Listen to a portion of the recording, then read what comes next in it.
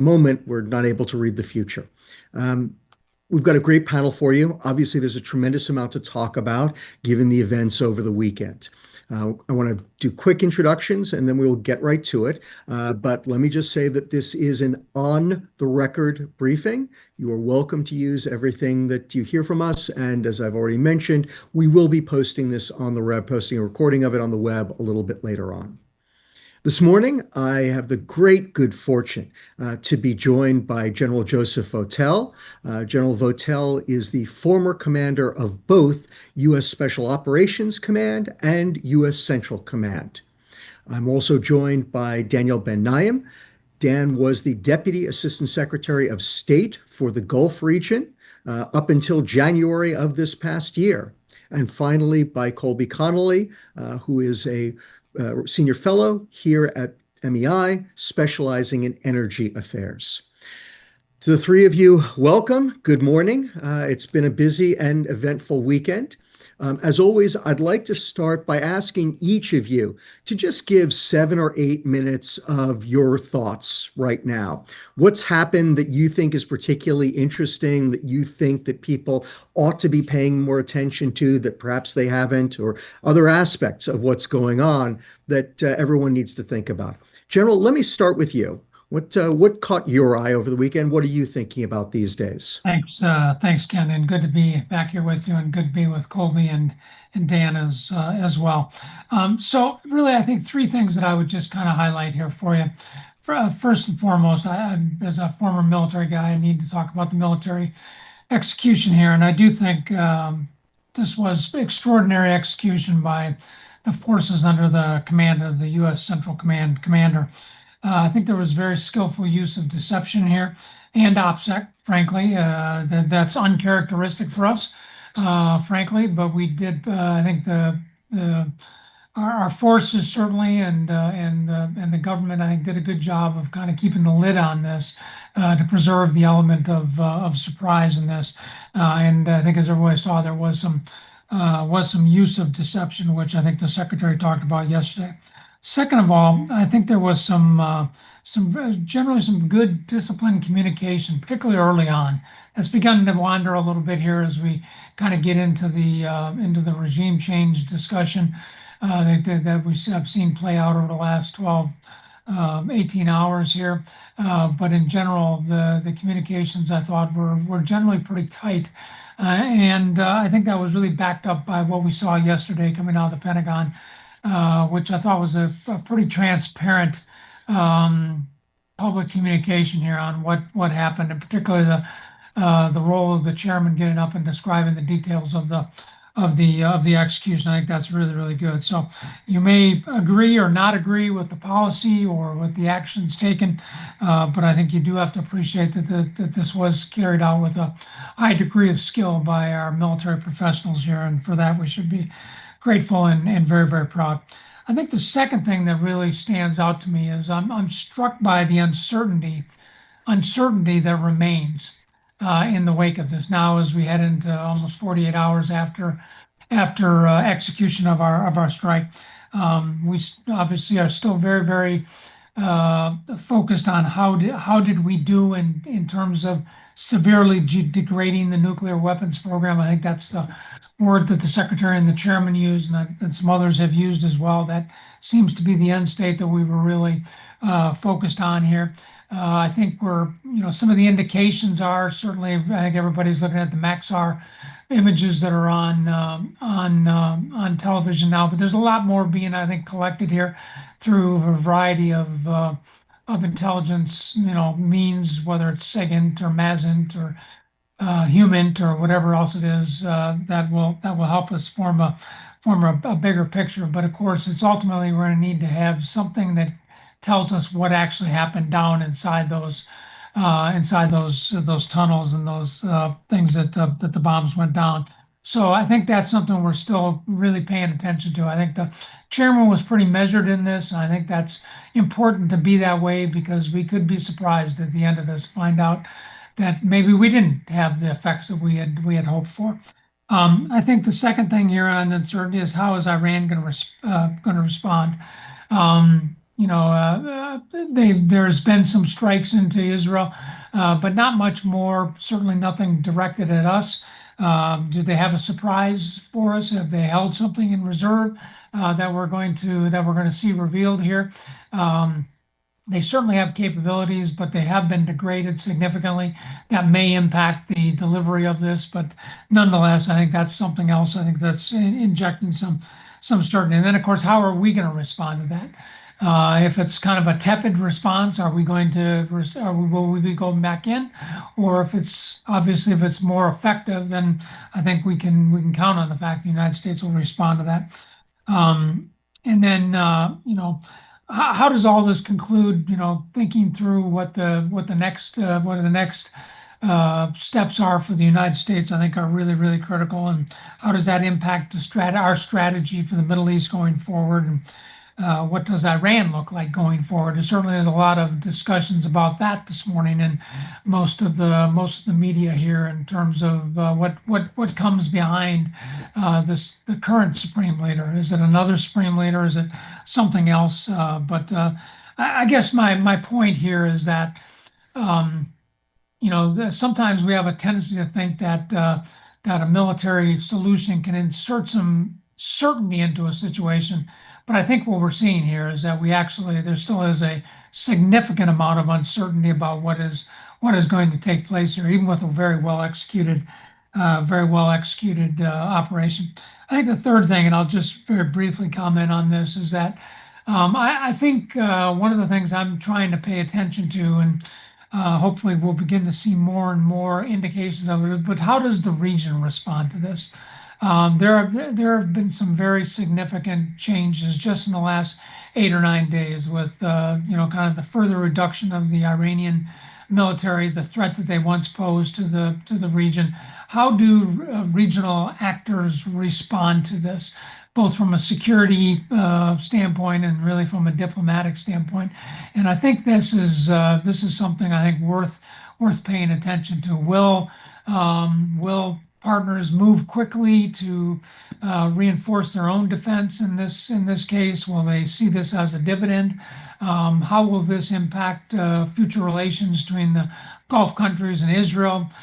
These are all things that I think we're going to have to think our way through, but certainly things that I'm beginning to pay attention to. So, Ken, maybe I'll stop right there and look forward to our questions. Fantastic. And that's a great segue into the next speaker. Although, Dan, before I bring you in, I have to confess, I have already failed as a moderator this morning because, of course, I forgot to point out to the audience that if you'd like to ask a question, please do so through the Q&A function on your Zoom screen. And if you're not familiar with that, go to the bottom of your Zoom screen. You'll find a Q&A button there, right between the green share button and the show captions button. If you click on that, it will bring up a dialog box. You can type your question in, and I will ask the questions as we move along. So apologies both to the speakers and the audience for my failure. I confess it's a Monday morning, and I've had a long weekend already. But Dan, the general set you up perfectly. What are you thinking about? Talk to us about what's on your mind. Sure. Thanks, General, and thanks, Ken. A few thoughts from me. First, it seems like a moment for humility. I mean, for decades, we've been speculating about what would happen at exactly this moment if we had U.S. military strikes on Iran. But it strikes me that there's so much more that we don't know than what we do know, including the very basics of the battlefield damage assessment. It seems to me that despite some triumphalism, there's no once and for all solution here to the Iranian nuclear program, and we shouldn't expect one-off airstrikes to eliminate the Iranian nuclear threat. And you're already seeing questions about the stockpiles and the risk of rebuilding. I think in the immediate term, we're in a very fraught window. We don't know how contained the ladder of escalation will be, what Iran's next turn is, what our turn is after that. It's been pointed out that none of Iran's options are great. I think that's true. I think Iraq is a place where we may well see Iranian retaliation. And my thoughts are certainly with Americans who are serving overseas in the region, who are really on the front lines of a heightened risk of retaliation. One notable factor about the retaliation is that Iran is conducting it under Israeli bombardment. Iranian leadership is in hiding and apparently unreachable, which I think is going to complicate both Iranian command and control and retaliation and potential efforts to search for off ramps and de escalation. Second, just a few thoughts about what this looks like. from our Gulf counterparts. I mean, it's hard to believe, but it was like 6 weeks ago that President Trump was actually in Riyadh, Abu Dhabi, and Doha on a trip that was touting the economic model and safety and security of the Gulf region and promoting a slew of business deals. And on that trip, Gulf leaders reportedly told President Trump that they don't want a war. They feared being exposed on the front lines of maximum pressure as they felt they were in 2019 when Saudi oil installations were struck without retaliation. Now, I think, of course, there's a sense of quiet satisfaction about seeing Iran laid low after so many years of threats and so much bullying. How could there not be? But there's also a deep apprehension about what comes next. This is not a war that Gulf states really wanted. Since 2019, they created a significant investment in a deep sense of détente with Iran. The threat perception didn't change, but the tactics sure did. And I would say to a surprising extent, the Gulf shielded itself from the conflicts that we've seen since October 7th, 2023. And we'll have to see if that détente survives, I think, the next period. It's striking that the defense minister and brother of the crown prince was in Tehran 2 months ago. But I think now we're in a new moment. The admonition that I kept hearing from Gulf partners over the last several years is that if you're going to stir a hornet's nest, you have to act decisively. I think Gulf countries are exposed. They can't counterpunch in the same way that the United States can. They've positioned themselves differently. They've put out MFA statements, bending over backward to stay out of the line of fire with Iran. They probably appreciated how much U.S. strikes were advertised as coming from the U.S. homeland and submarines and not from the Gulf. They've been actively trying to de-escalate, including at the moment when the strikes landed, and I think you can expect them to keep doing that. As a colleague of mine says, the G3, Saudi, Qatar, UAE, I think are probably closer to this White House in some cases than the E3 of England, France, and Germany. And I suspect that Gulf states have been privately messaging Moscow to quietly tell the Iranians to take this deal.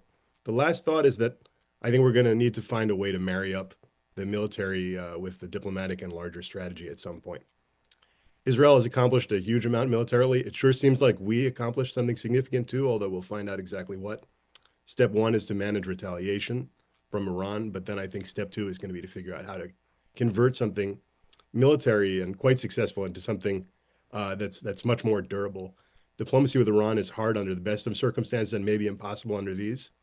But the next steps when it comes to things like disposing of stockpiles and monitoring, there's a certain amount you can do with military and intelligence, but some of it is probably going to come down to diplomacy. Now, Iran, for its part, knows that nobody is eager to come in on the ground, and it may well seek to weather this storm and claim victory just by surviving the air campaign. They're badly weakened by a series of missteps since October 7th, but I think the regime still gets a vote in what happens next, and if they double down on defiance, then what I think we hope is a one-off could well turn out to be a more sustained conflict. With that, let me pass it back. That's a great set of comments initially, Dan. Thank you for that.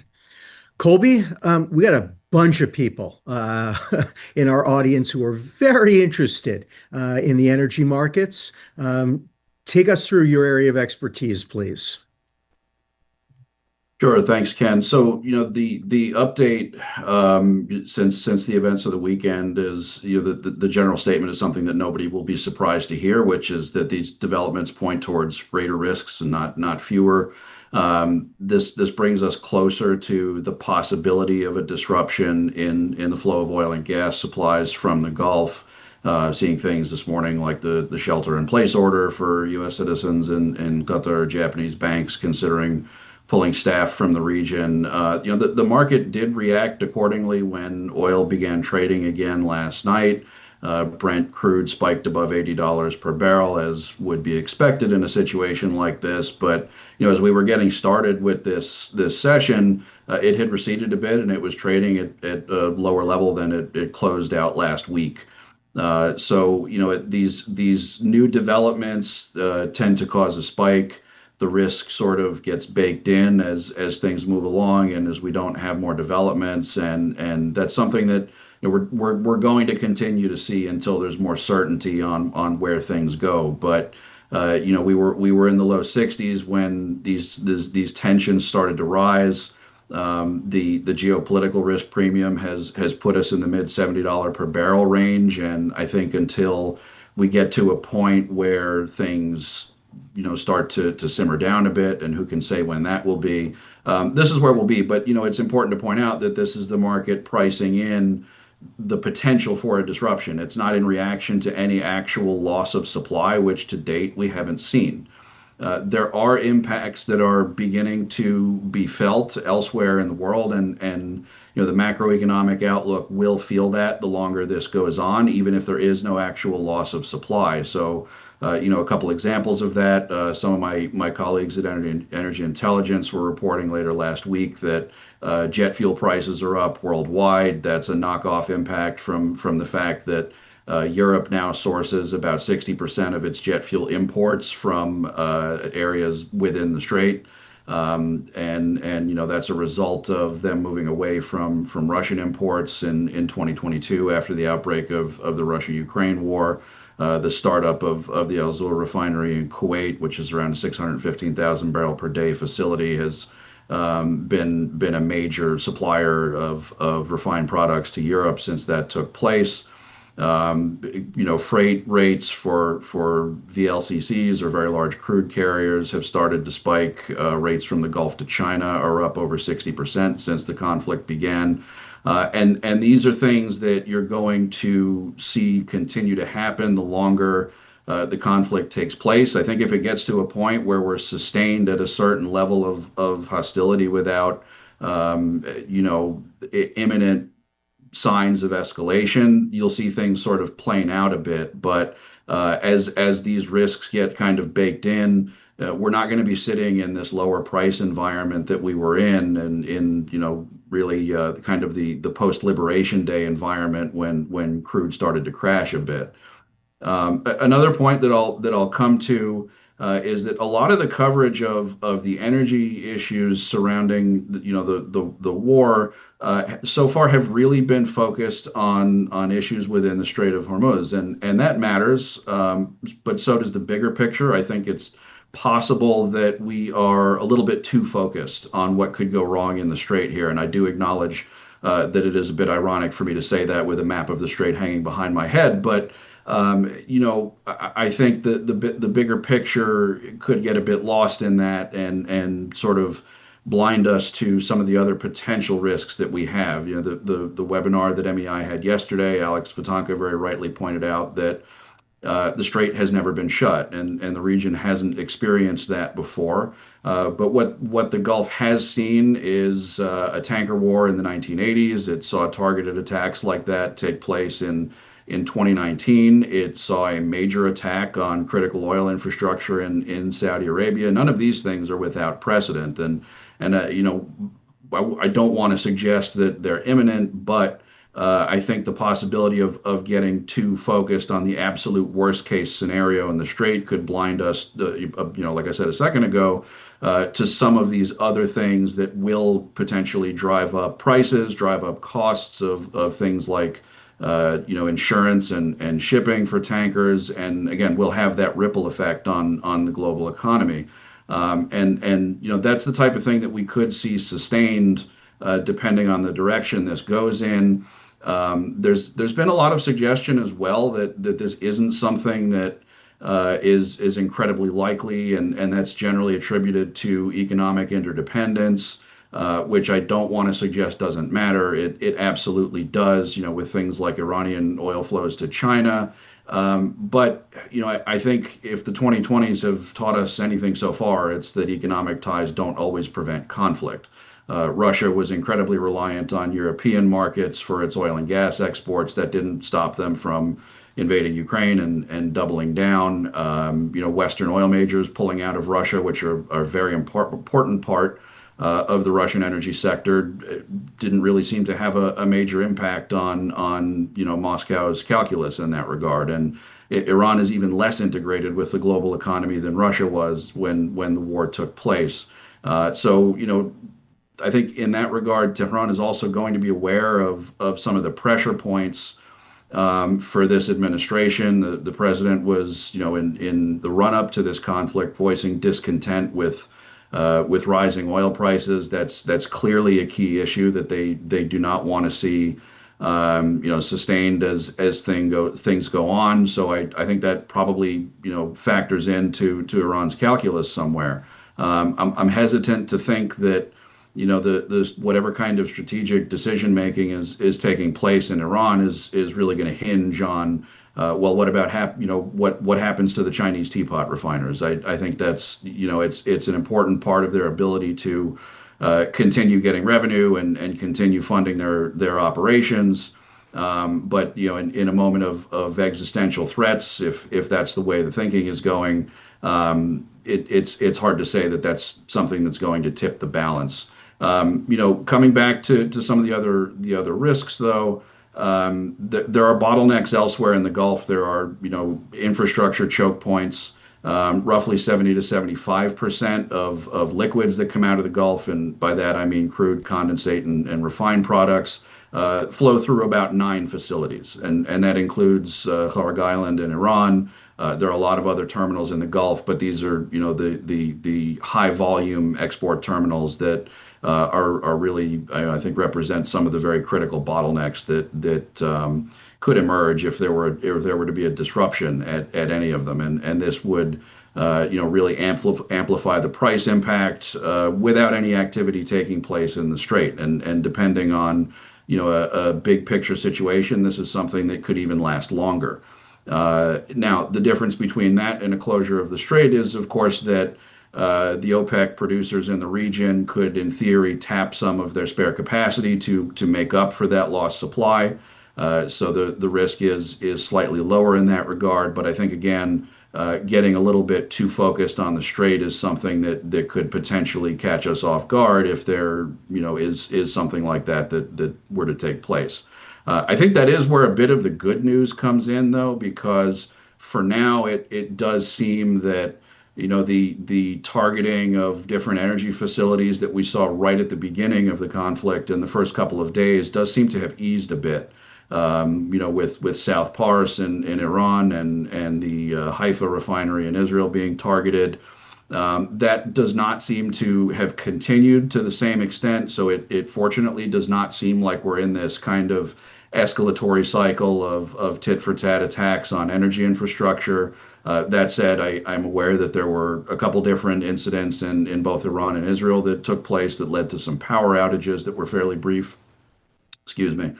So we shouldn't assume that this won't flare up again under the right, or I guess I should say wrong conditions. But some of that has subsided, and I think you've seen the impact of that begin to ease a bit. Israel has restarted pipeline gas exports to Egypt and Jordan, so hopefully that does ease up the pressure on countries that are very dependent on this for the time being. But it's something that we still need to have on the radar. So I conclude by saying that we're seemingly away from this kind of escalatory ladder where each step relative to the energy space could bring us closer and closer to catastrophe. But the overall escalation in the conflict is something that is going to keep those risks in the foreground, both in the Strait and elsewhere. And that's what I think should be on everybody's radar for the time being. It's terrific, Colby. Okay, that's a great start from all three of you. Jill, I need to start with you in terms of the questions, because we've just got a ton of questions, entirely understandable, regarding responses. So here's the way I'd like to put this to you to try to group them all together. Put yourself back in your old shoes, your old stomping ground. So once again, you're the commander of CENTCOM down in Tampa.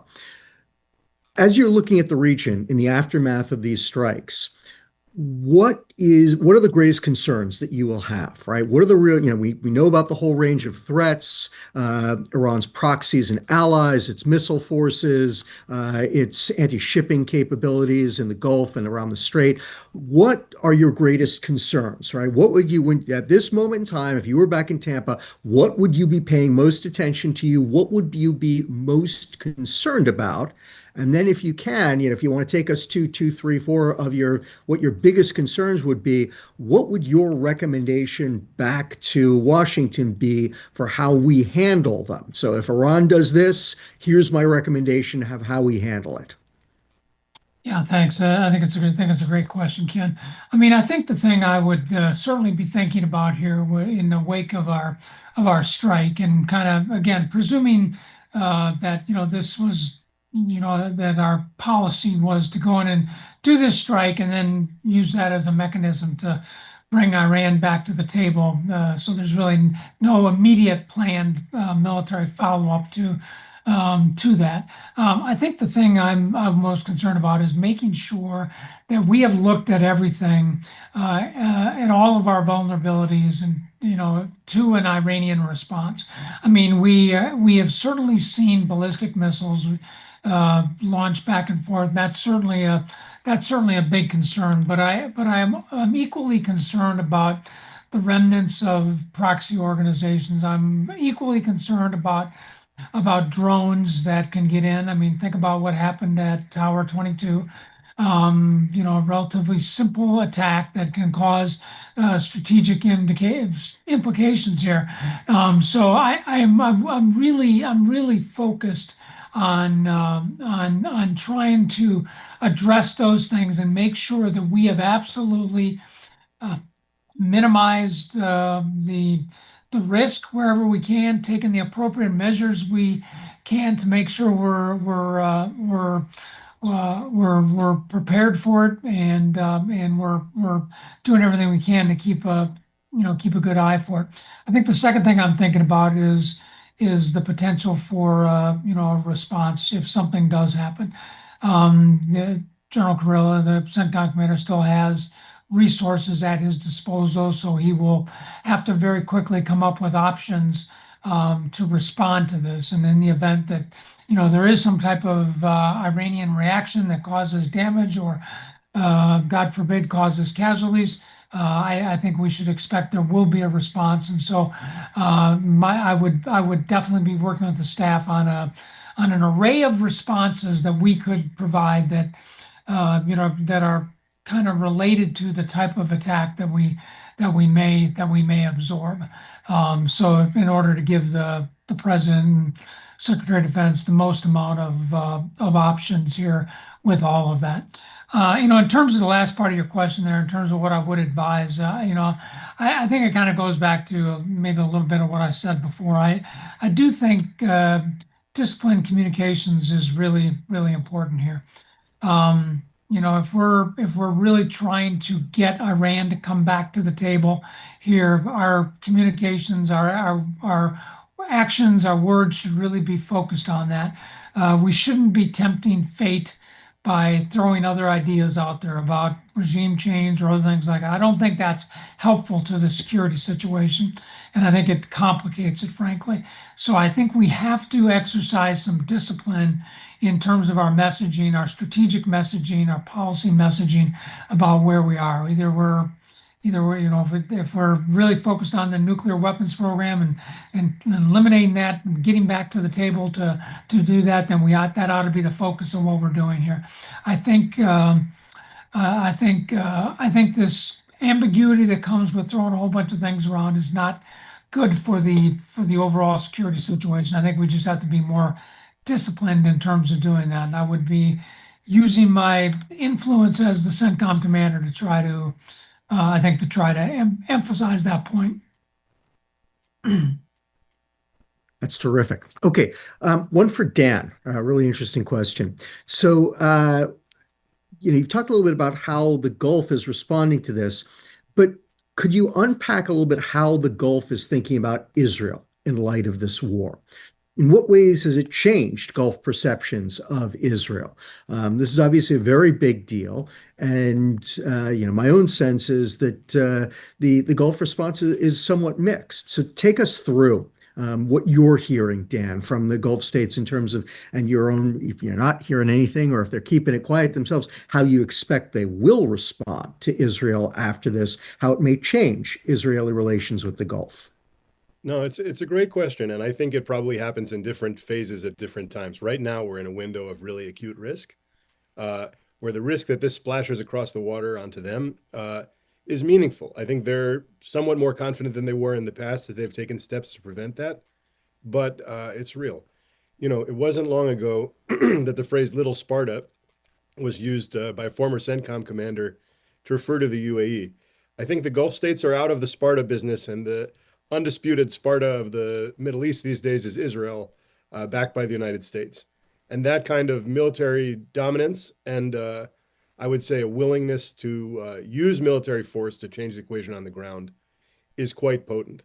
It isn't what they chose. It wasn't the course of action that they were looking for at this moment when they were focused on economic modernization and détente with Iran. Um, I think that for different Gulf states will have different reactions. And by and large, efforts to weaken Iran, I would say, ultimately are favored by the Gulf states, although although I would say that they have to deal with what's left. And it's striking that the Iranian capabilities and threats and proxies that are the least diminished by the last 20 months are those that are the closest to the Gulf, the Houthis, Iraqi militias, and short-range missiles as well. So they're still under a lot of threat. I think when it comes to Israel, the countries that have built relations with Israel probably take some comfort in the fact that they have a strong horse on their side. I think the countries that have staked more on de-escalation and diplomacy, like Oman and Kuwait, are probably, and less on relations with Israel, are more apprehensive about a region where Israel takes more strategic initiative and calls more of the shots. Um, but I think just about everywhere there's a real mix. I don't think anyone likes the kind of imperialism and aggression and bullying that Gulf states have been subjected to over the last several decades by Iran. And there is some satisfaction in that. But I think beneath that, there's a deep unease because they were pursuing a different strategy that I think had paid some dividends for the states involved. And I think that strategy may run aground on some of the contradictions of this moment when it comes to the approaches that other states are pursuing vis-a-vis Iran. Thank you, Dan. Okay, one for Colby. Um, Colby, obviously, everyone is focused now on the Strait and the potential for disruptions there, right? That is obvious.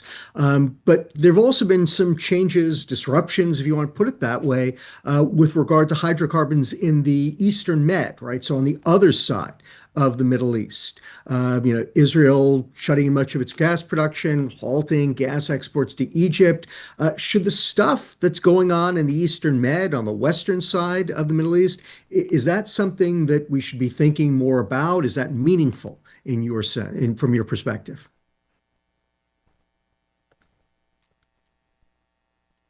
You're muted, Colby. Sorry, you'd think after all these years, unmuting myself on Zoom would be a little easier, but sorry about that. Anyway, yes, there are certainly risks to the East Med with this situation. I think the Strait is and what goes on in the Gulf beyond the Strait is a lot more consequential to the global economy writ large than what takes place in the East Med. And I think the attention that each region gets is to some extent commensurate with that. Egypt does have some of the more immediate consequences for LNG markets. Egypt has really been in an energy crisis for the last couple of years now, due to the fact that it took this very heavy supply side approach to trying to meet its domestic gas demand, and that's what makes it so reliant on pipeline imports from Israel.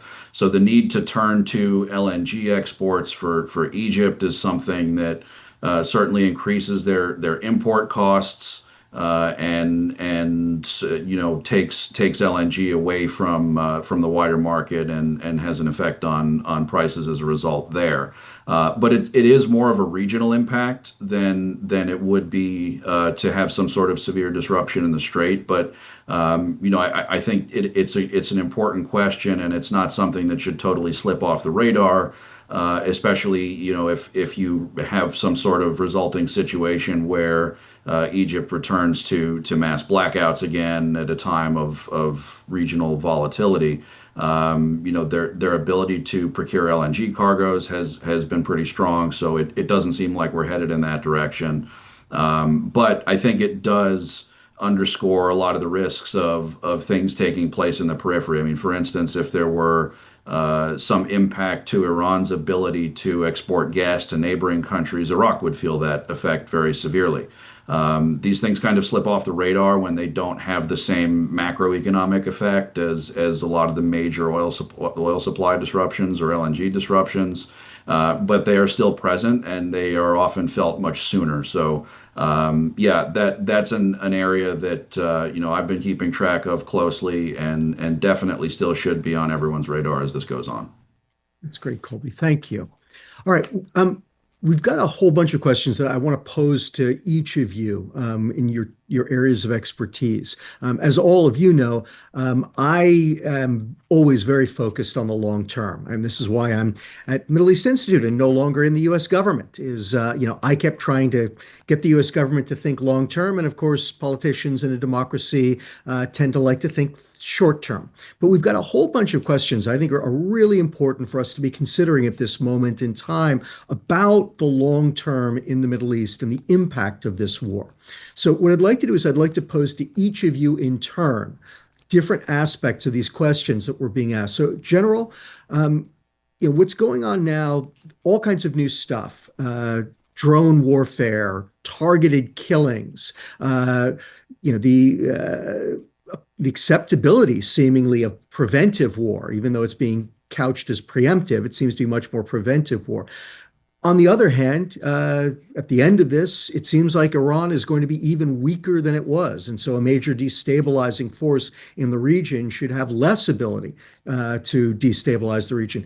How do you think about the region in terms of its long-term military strategic stability? Do you think that this war is more likely to make the region more stable, safer? Are we going to be able to finally pivot to Asia? Or do you see this as just ushering in yet another period of renewed instability as the region seeks to kind of cope with whatever the fallout from these operations are?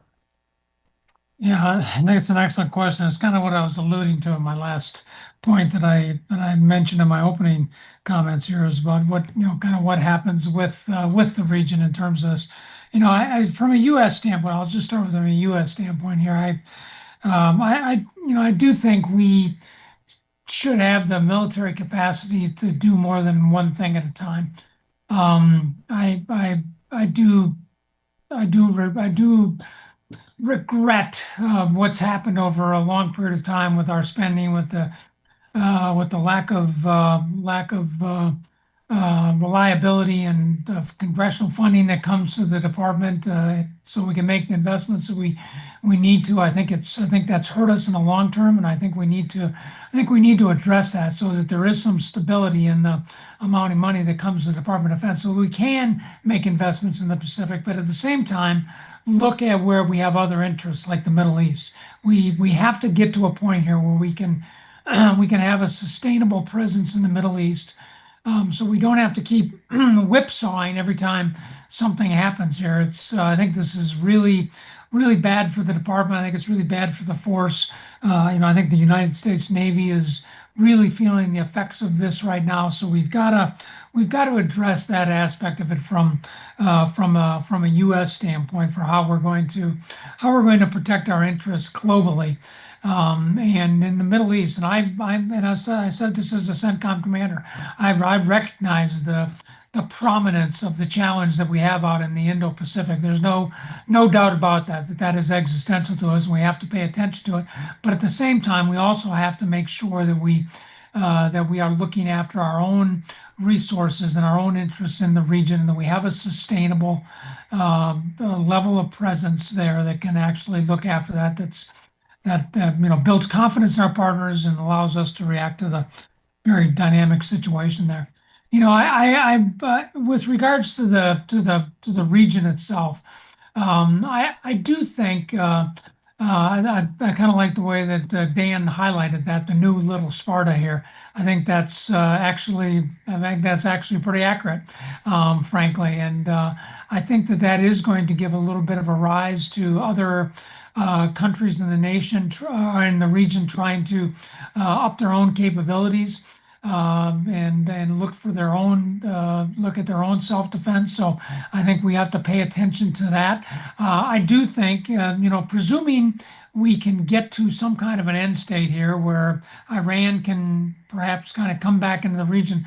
I do think a security cooperation focus that is focused on helping the countries of the region build their own capabilities, both especially in the maritime domain here, to look after their own responsibilities. I think is an important aspect of it.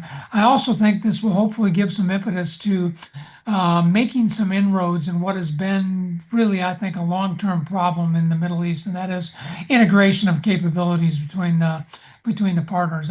In general, it is kind of a one-to-one relationship. There's not a lot of trust between countries, even on the Gulf Arab side of the Arabian Gulf there.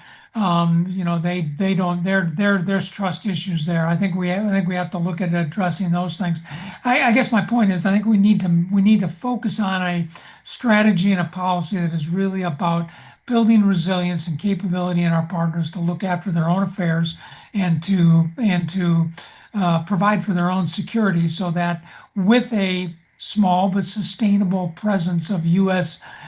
Forces in the region, we can keep things in check. I think that's what I'm kind of thinking about long term here, Ken. That's great, John. Okay, Dan, I want to come to you. Um, so the questions also ask a lot about the kind of long-term diplomatic and political nature of the Middle East and how that might be changed.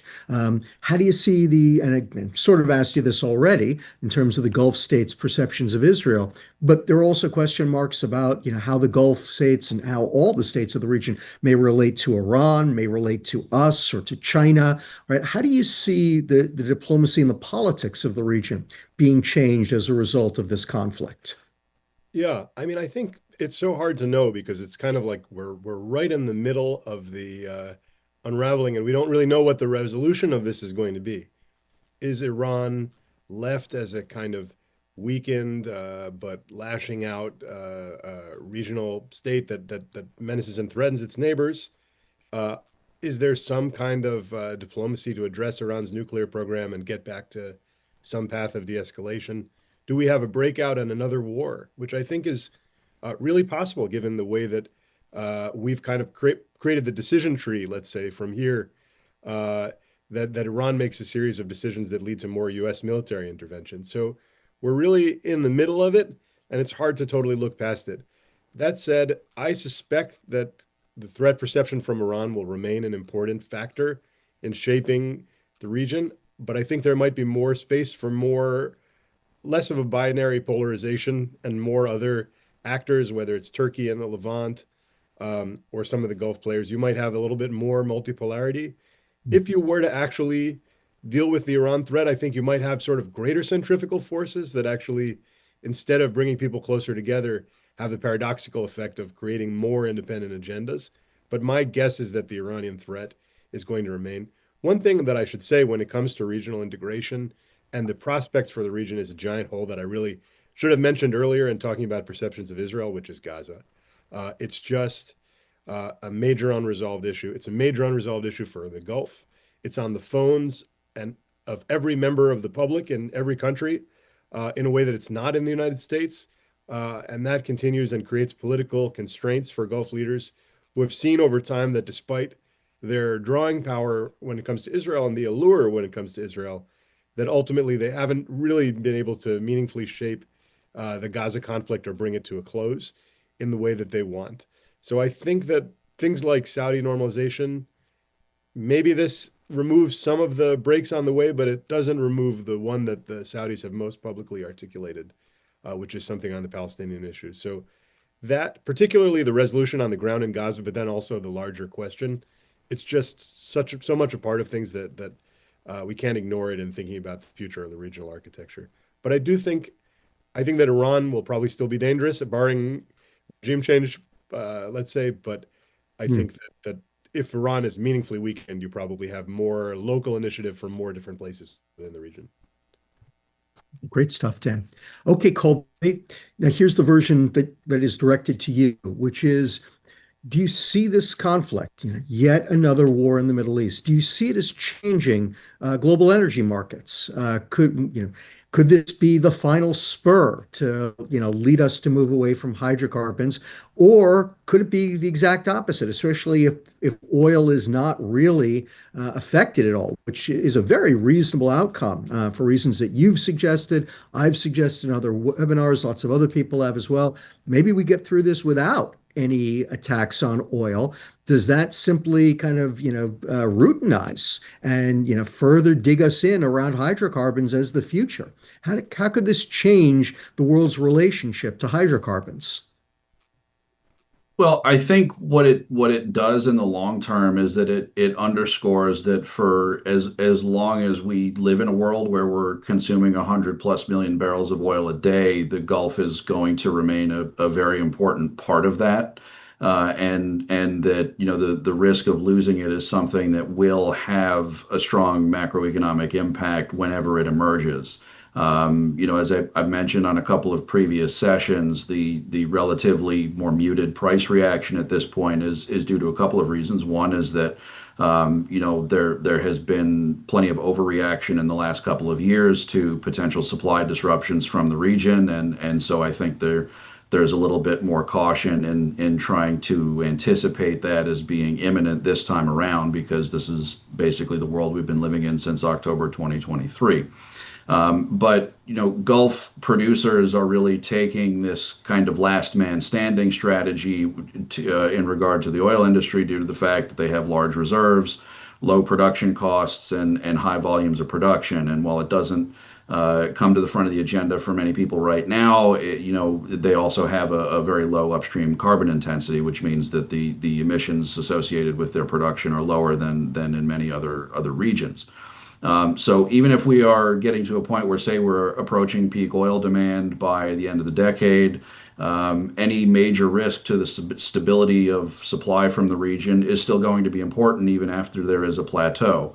I commented on another session that although we don't necessarily live in the world of war plus Middle East equals high oil prices anymore, we could again. And a lot of what's made the difference there is the U.S. shale industry, which is, for the most part still going strong. It may face a decline this year, but it does have a shorter life expectancy than the supply that comes out of the Gulf, and it needs higher costs to survive.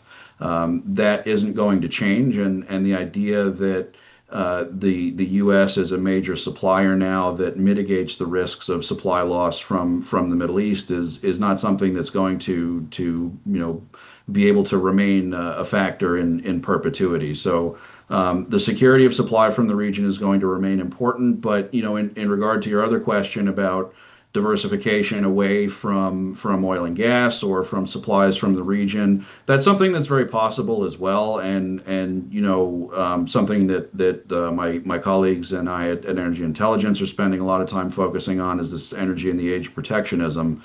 And the idea that there's more of a push for energy sovereignty. So you may see some countries that have domestic oil and gas resources put more energy into trying to develop them, or potentially develop alternate sources that lower the potential for a risk of a disruption to imports. The longer this goes on, the more that may accelerate that type of a change, and put some more emphasis behind the need to diversify that type of supply. You've seen China do that with domestic production, and trying to promote electric vehicle proliferation. That's not because they care about the environment. It's because they want to move away from the amount of oil that they need to import. This may accelerate some of those trends in the longer term. But until we do see a massive decline in oil consumption in the world, and gas consumption, which is set to rise for much longer than oil consumption will, the region is going to play a large role. And this just this latest iteration of conflict in the region, I think, is just underscores that ultimately we're nowhere near close to a world where we can live without the energy that this region supplies. Outstanding. All right. General, we got a whole bunch of questions here about regime change in Iran. And they're more or less along similar lines, but I'm going to put them to you in this way. Uh, the president has making lots of comments, seems to be kind of threatening that at some point he might order it if the Iranians don't do exactly what he'd like to do. Um, if the NSC sat down and wanted to start thinking about, okay, how would we do a regime change in Iran? And let's recognize, President's also said he doesn't want to put boots on the ground in the Middle East, certainly not in large numbers, right? So let's assume that an Iraq-style invasion of Iran is off the table, but nonetheless, there is a desire to either bring about regime change or simply threaten the Iranian regime by undertaking military operations that could result in regime change. Could you spin out for us a little bit what you might recommend, how you might try to structure American military operations to try to bring about regime change in Iran, assuming the president wanted to do so? Yeah, sure. It's a great question. Thank you, Ken. So, again, I'll go back to my soft roots here. I really like the idea if we're trying to do this of trying to manipulate and put pressure on the levers of power for the current leadership. To make things difficult for the supreme leader, for the ruling elite around him, and really put the pressure on him. And I think one of the ways that can be done, and it can't be done quickly, it has to be done over time, and has to be done with a deliberate effort, is through kind of an irregular warfare campaign, where we do look and identify partners on the ground with maybe not necessarily ourselves, but who can act on our behalf and through a variety of actions, whether it's sabotage or whether it's, just doing internal things to create problems for the ruling administration there, to really undermine their authority, undermine their control of the state. I think the supreme leader, I think the ruling elite really benefits by the fact that they control all of the levers in the country. And, I think this is why we have not necessarily seen a successful popular uprising against the supreme leader, even though there are probably millions of Iranians that would like to see him go away. They don't see it's worth it because there is such a stranglehold on this kind of police state and on the people and their ability to rise up. So I think what has to happen is you have to pursue this in a more subtle manner over time. And you need to take kind of an irregular warfare approach to this, where we develop partners on the ground, we support them, we commit to it. It isn't just the military, it's intelligence community, it's our diplomats, it's the power of our information. Interesting, one of the things I read just in the last couple of days has been the power of instruments like the Voice of America, for example, in a country like Iran, and how people really pay attention to that kind of stuff. I know there's a lot of criticism of that, but those are the types of tools that we need to develop to really wage an effective irregular campaign. If we're going to look at undermining the regime. So I mean that's kind of my thought on this. There's certainly other ways to get after this that are much more direct. I think those come with a variety of challenges, but the one thing I do kind of continue to come back to is this more irregular approach to undermining regimes. Great. Okay, Dan, I've got three or four questions here around the same topic of negotiating with the Iranians going forward. What I'm going to do is I want to make a comment to you. It's how I perceive this. I want to see if you agree. If you agree, great. I'd love to have you unpack it a little bit, explain why, what that should look like. If you don't, I'm just as interested in that and explain why and how you do things. And my comment to you, and again, this is reflected in many of the comments, is that in some ways, what the U.S. has done is has made the circumstances a little bit harder for itself because ultimately the result of this campaign, now joint U.S.-Israeli campaign, is that we have to ensure that this Iranian regime never acquires nuclear weapons, right? And arguably the best way to do that is to have some kind of an agreement with the Iranian regime at the end of it, that they will never do that, that there are going to be severe limits on enrichment, all other nuclear activities, that all of that is going to be heavily monitored by the IAEA, which is why you'd want to do this diplomatically, why you'd like to get a negotiated agreement, at least in my mind, so that you can get that level of monitoring there in perpetuity. But of course, by attacking Iran and by the US attacking Iran, we may have made it much harder to get the Iranians back to the table. They were at the table. They've now said to heck with that, which we may not like, but is certainly understandable on their part. Right? And we may have convinced many Iranians that the only answer to their strategic problems is to get a nuclear weapon. And so I see a real catch-22 here that is going to require some very, very deft and subtle diplomacy on the part of the Trump administration, employing a combination of, inducements and threats and blandishments and compromises that I think is going to be extremely important, but tough to do, especially given what we've done. So first, if you agree with that, unpack it a little bit. If you don't, tell me why you think that's wrong. Ken, I really do agree with that. I think that the most reliable path here is diplomacy, but diplomacy always needed to be backed by the prospect of force.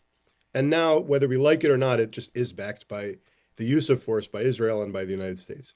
Now, I think President Trump's feeling was that you can throw your adversary off balance, that you can kind of create the conditions on the ground that you want before you start the talk. But you're dealing with a rigid, ideological, gerontocratic, and hard to reach by cell phone group of people at the moment, which is going to make kind of fast food diplomacy really hard here. It's going to be really hard to say you have 21 days or else X and Y happens. I think it's time for us to find some way to get off the clock and then to own the clock when it comes to that diplomacy if we want it to have any chance of working.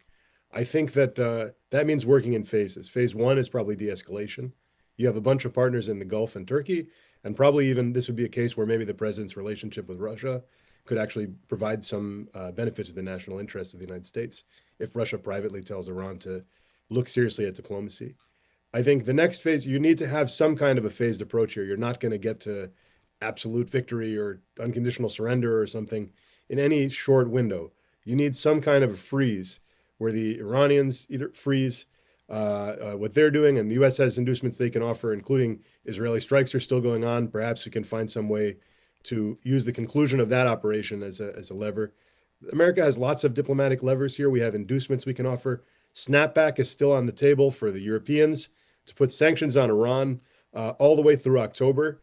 But I think we've gone through this experience of a series of nasty surprises for the Iranians, but which may have had a military benefit, but diplomatically make this next phase harder. And I think now it's time to find a way to take a breath, bring in a bunch of trusted partners, and see how we can consolidate the military benefits that we've gotten into something more lasting. And on that, I think if we can get Iran not to follow through on a threat to leave the NPT and to have some kind of inspection, that would create the kind of predictability that would make a whole lot of other steps a lot easier down this road. So I agree, Ken, harder, not impossible, and worth doing. Excellent. All right. Well, we've still got about 20 questions out there. Apologies. We're not going to get to them today. And I will say that in some cases, I didn't feel like we had these are not the right questions for necessarily this group of people, but we're going to be doing additional virtual briefings during the week. And I promise I'll bring in other experts who will be better able to answer some of the questions that got posed today. Until then, General Votel, Dan, Colby, thank you all so much for joining us. I think that the light that you shed on this was incredibly important and useful, certainly for me, I think for our audience as well. Thank you all for taking the time. And we will be speaking to all of you again soon, I have no doubt. Thank you all.